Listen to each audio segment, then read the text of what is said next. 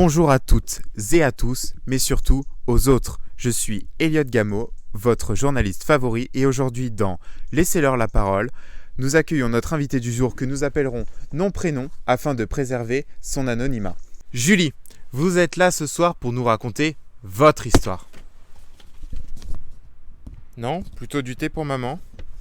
Ça doit être les contraintes du 48 heures. Sans transition, expliquez-nous ce qui vous est arrivé.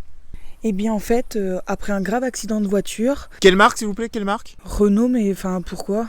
Les détails sont importants.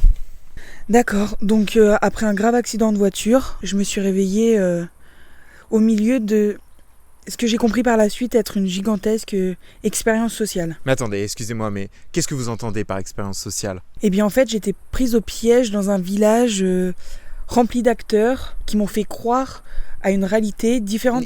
Qu'est-ce qui était différent ? Dans cette réalité, les gens n'avaient pas la même conscience écologique. Et le taré qui a organisé tout ça, là, pourquoi il l'a fait ? Peut-être pour prouver que l'écologie est un immense complot. Et vous avez réussi à prouver le contraire, c'est ça ? Oui, on peut dire ça. Eh bien, écoutez Julie, nous vous écoutons. En fait, dans ma vie fictive, j'étais la boulangère du village. Bonjour. Bonjour, vous allez bien ? Très bien, et vous ? Ça va, merci. Qu'est-ce que je vous sers ? Une baguette, s'il vous plaît. Longue ou farinée ? Farinée. Avec ceci, Ça sera tout. donc 90 centimes, s'il vous plaît. Hop là. Ici. Merci beaucoup. Bonne journée, au revoir. à vous, au revoir. Je n'avais pas vraiment de famille, mais j'étais toujours en compagnie de ce que je pensais être mes amis. Il est venu chercher une baguette pour ses parents et il était tellement mignon, du coup, je lui ai proposé une sucette.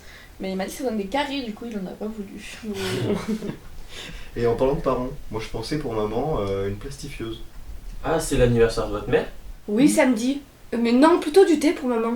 Mais elle aime le thé, votre mère ? Bah oui, tu te souviens pas quand on était petits, quand on était dans le jardin ? Ah si, moi je me rappelle trop, elle nous ramenait toujours de la citronnade et c'est vrai qu'elle prenait toujours du thé. Elle disait le thé, ce n'est pas pour les enfants. Le thé, c'est pas pour les enfants. Lorsque mes amis me parlent du passé, je me sens pas concernée. Julie, ça va ? Ça va, c'est juste que je comprends pas, je m'en rappelle pas, et pourtant vous en parlez tout le temps, j'ai pas l'impression de l'avoir vécu. Mais bien sûr que si tu l'as vécu, qu'est-ce que tu racontes ? Arrête d'y penser, t'es fatiguée en ce moment, t'as besoin de te reposer.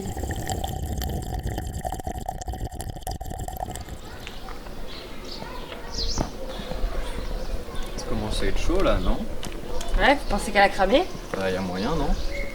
Je sais pas, faudrait peut-être qu'on en parle au patron du coup. Non mais on n'est pas obligé d'en parler au patron, on sait pas ce qu'il va lui faire si ça marche pas. Ouais, mais on a toujours parlé au patron, hein. C'est qu'on a eu un souci.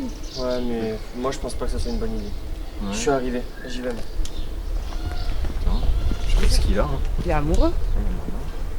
Le lendemain, je me réveillais toujours avec les mêmes doutes en tête, mais je pensais quand même au pique-nique qui m'attendait.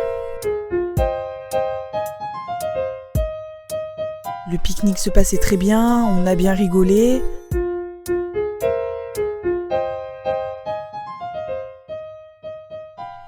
Vous m'entendez ? Enfin, je vous parle, hein ?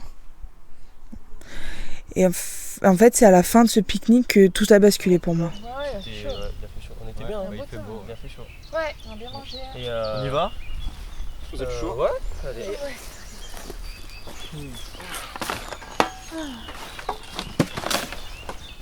Mais attendez, pourquoi on ramasse pas les déchets en fait ?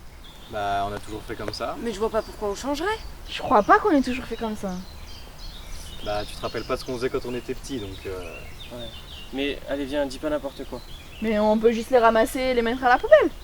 Non, Mais pourquoi c'est mal de ramasser ces déchets ? dis pas ça. C'est vraiment bizarre. Hein. Je suis donc rentrée chez moi, et le lendemain...